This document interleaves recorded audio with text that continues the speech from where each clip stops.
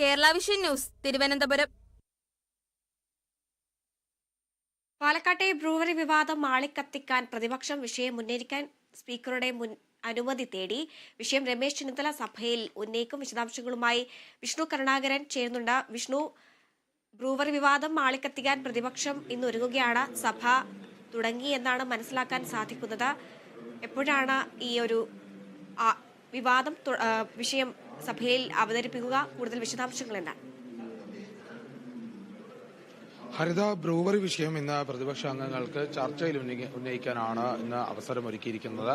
അതുകൊണ്ട് തന്നെ പ്രതിപക്ഷ അംഗങ്ങൾ ചർച്ചയ്ക്കിടയിലായിരിക്കും ബ്രൂവറി വിഷയം സംസാരിക്കാനുള്ള സാധ്യത. അതുമായി ബന്ധപ്പെട്ട ചർച്ചകൾ ഉണ്ടാകും. സാധാരണഗതിയിൽ വിവിധ ആവശ്യങ്ങൾ ഉന്നയിച്ച് CPIയുടെ, കോൺഗ്രസിന്റെയും സർവീസ് സംഘടനകളുടെയും അധ്യാപകർ നടത്തുന്ന സമരം ഇന്ന് നിയമസഭയിൽ പ്രതിപക്ഷം ഉന്നയിക്കാൻ തീരുമാനമായിട്ടുണ്ട്. അടിയന്തര പ്രമേയമായി വിഷയം ഉന്നയിക്കാനുള്ള സാധ്യത തന്നെയാണ് കാണുന്നത്.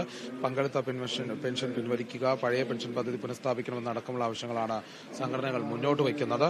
സംസ്ഥാനത്ത് വർദ്ധിച്ചു വരുന്ന വാഹനാപകടങ്ങൾ അടക്കമുള്ള കാര്യങ്ങൾ ശ്രദ്ധ ക്ഷണിക്കൽ ആയി സഭയിൽ ഉന്നയിക്കുന്നുണ്ട്. ഗവർണറുടെ നയപ്രഖ്യാപനത്തിന്മേലുള്ള നന്ദി പ്രമേയ ചർച്ചയാണ് ഇന്ന് നടക്കുന്നത്. അതുകൊണ്ട് തന്നെ ചോദ്യോത്തര വേളയില്ല. ആദ്യ സബ്മിഷനായാണ് സഭ ആരംഭിച്ചത്. അതിനുശേഷം അടിയന്തര പ്രമേയം അവതരിപ്പിക്കും. അതിന് പിന്നാലെയാണ് വിവിധ വിഷയങ്ങളിൽ ചർച്ചയുണ്ടാകുക. ബ്രൂവറി വിഷയം ചർച്ചയായി ഉന്നയിക്കാനുള്ള ഒരു സംവിധാനമാണ് ഏർപ്പെടുത്തിയിരിക്കുന്നത്.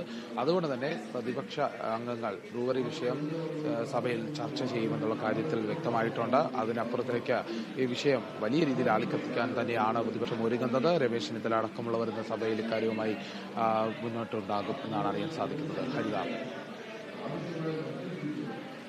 പാലക്കാട്ടെ ബ്രൂവറി വിവാദം ആളിക്കത്തിക്കാൻ പ്രതിപക്ഷം വിഷയം ഉന്നയിക്കാൻ സ്പീക്കറുടെ അനുമതി തേടി.